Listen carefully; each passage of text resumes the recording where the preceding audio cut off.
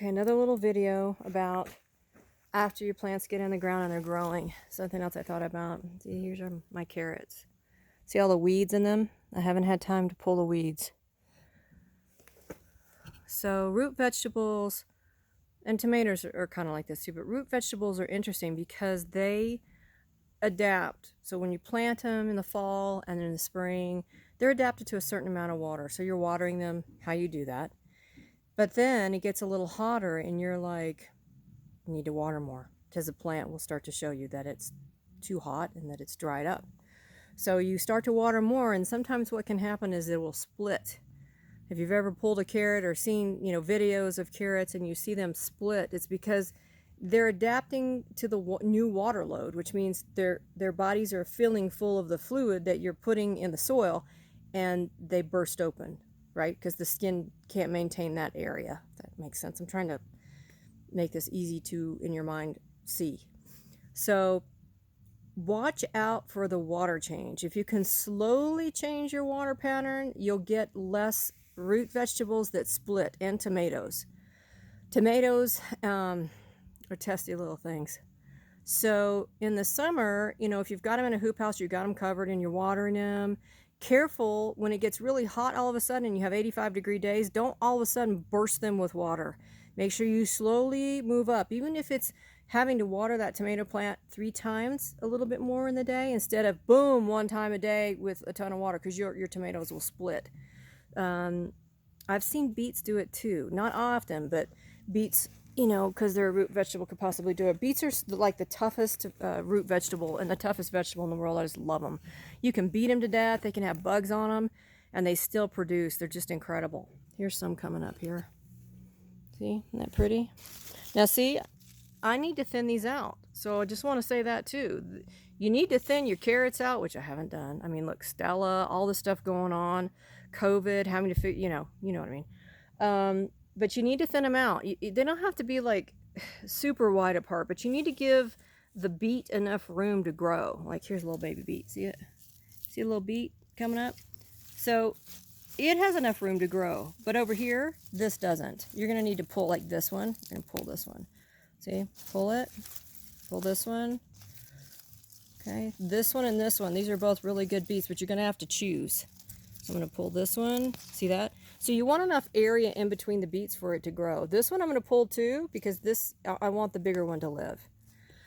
Unfortunately, it's painful when you do it because you're like, oh my God, that could be like a carrot or a beet, but you need to do it. You need to give it space. Garlic is the same way. You gotta be real careful with garlic. Garlic is testy with weeding. So if you are growing garlic and you're like, oh, it'll be fine, I'm not gonna need to weed, you need to weed that first. I'm telling you right now. Because your garlic, for whatever reason, if it's weeded in an area, it just is like, no, I'm not doing anything. It just stays small.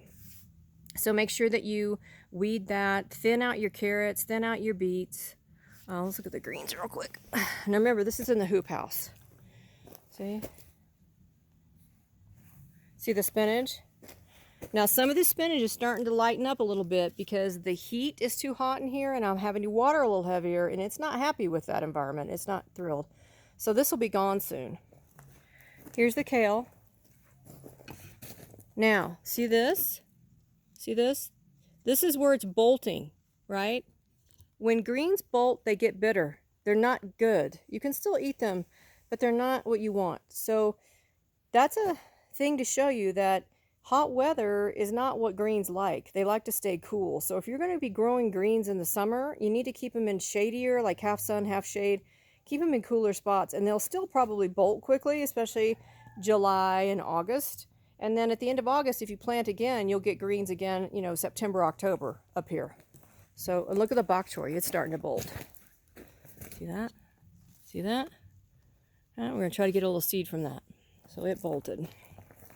So just a few things to remember, and try to collect seed this year. Try to start cutting seed from everything that you have that starts to bolt or shows like flower tops or seeds. And you can always look online on how to extract. Some plants you have to wait till they're completely dried on the plant before you pull them, and some you can pull them before and dry them yourself. So you want to check that to make sure that you're doing it correctly. And then chives, I gotta tell you, get as many chive seed as you can and plant them everywhere. because they're the God-forgiven of everything, because they're the first things that come up. They're the things that stay most perfect all the time. They give you hope, which we all need, right? They're just incredible. These reseeded themselves in the hoop house here.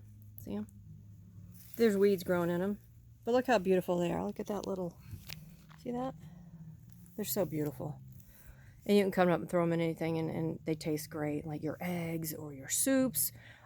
You can stir fry them in the pan when you're making your steaks or your pork chops or whatever. So I'm going to start showing people how to throw a lot of this in a pan and flavor it so that it's so good that it's a meal. You know, your green foods need to start being a meal. Your seasonings need to start being part of a meal. So it will help you use what you grow. You know, keep seeds, watch how you're watering. It's a topic today. And grow some things like chives and dill. Dill's my favorite, you guys. Try to grow dill. If you don't like the taste of dill, at least grow it for the flowers. They're so incredibly beautiful, and the bees love them. So that, and then those seeds are easy. At the end of the year, the whole plant, the flower top dries, and you can shake it, and just tons of seeds come out in your hand. And I buy the mammoth. I love the mammoth because the flower tops get so big. Now up here, because we don't have a lot of hot temperature all day long, they don't get as big as they get in other places, but they're beautiful and they're slow. So I usually seed like the last week in May and do a little mulch, water really well often. It needs water up front pretty often, and you'll get them. Just be patient. It takes a little time for them to come up. I think last year it took longer than normal. I got them in July. I think July 1 is when they started growing. So be patient with that, but that's definitely one you want to try. And chamomile, right? That thing takes over, but it's great tea. It's settling for the nervous system.